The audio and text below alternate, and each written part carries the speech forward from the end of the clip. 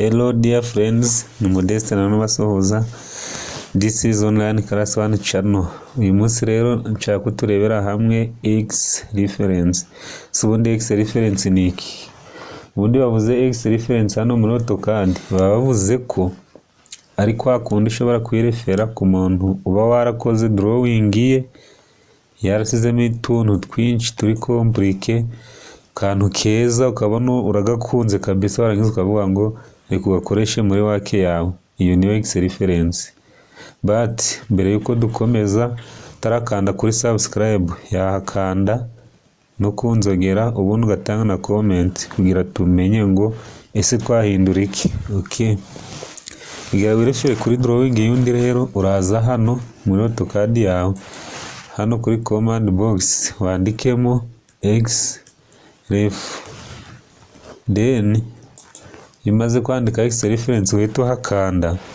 Uhituza hano kuri aka ka arrow kari kureba hasi ukahakirika rimwe.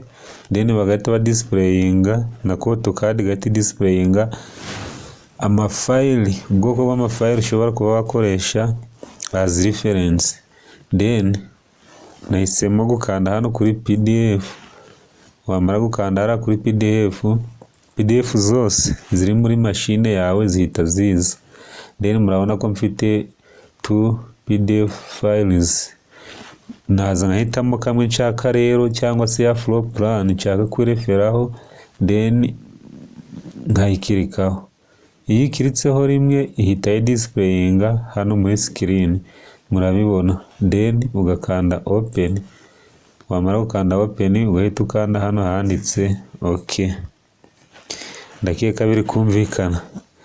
Then bimaze gukanda hara handitse okay, uhituza muri screen ugaspecifyinga ahantu ushaka ukagira ute mbese ni nk'umwanya ka kokipa. Then ugakanda hariya murabona ko yahisizamo. Nubwo imaze kugeramo rero hano ntabwo twayikoresha, ahubwo hari akandi ga step kamwe, ariyo mpamvu usabwa gukomeza gukurikira kugira ngo nako tukarebe, then tubone uburyo twakwirefera kuri iyi work. Okay. Turaza rero duhite dukirike kuri isa na hari borderline. Then tumara kuyikirikaho harahita haza tools za reference. Then tuze dukande hano kuri import as object. Mbese ni PDF tugiye kugira nka hari iki ari object. Then tuhakirike. Tumara kuhakirika leta tuzana ya cursor kongere duse n'abaselectinze ya object. Okay. Then ibe kuriye. Nitumara kuhakirika point 1 hano, point 2 tumaze kubiselectinga tureta tuze dukande hano handitse keep. Okay, murabona rero ko iri kwirodinga ubwo yari kwigira soft cyangwa se ku buryo wa selectinga buri kantu kamwe ukakoresha ushaka. Tumaze gukora bino rero shatse wa deletinga elements udashaka cyangwa se closing reference ubwira hawe yageze muri wake yanjye. Okay. Ndaza rero ubundi icyo ushaka cyose hano wagifata.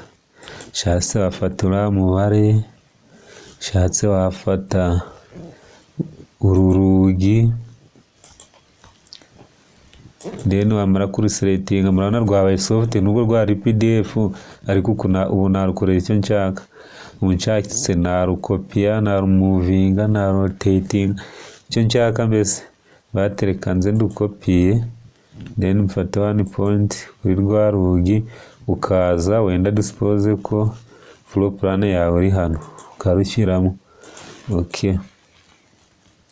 Ugashyiramo inzugi, wamara kuzishyiramo ukaza ugafata ndikari compliqué, ushobora no guselecting elements yose ugaselecting icyo ushaka. Iyi niyo nari nshaka ukayiselectinga murabona ko kari akantu gasa naho kagoye kugakora, kagaseretinga kose,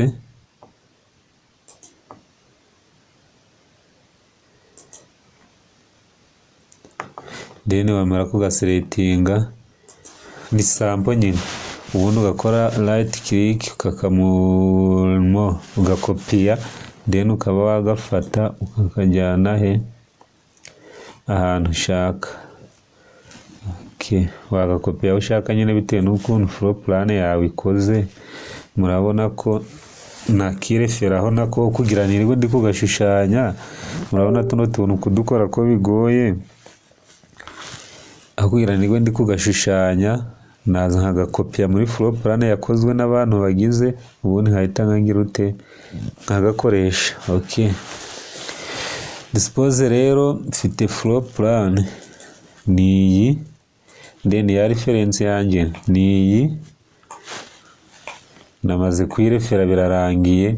Ubundi floor plan yanjye namaze gufata utwo nkeneye twose, haba n'utu tuntu tw'udutuwarete twiki twose, then wamara kudufata kugira nyine uvangure wake yawe n'iy'abandi, urahituza uselecting ya wake y'abandi, then uyideleting, nurangiza usigarana iki PDF yawe.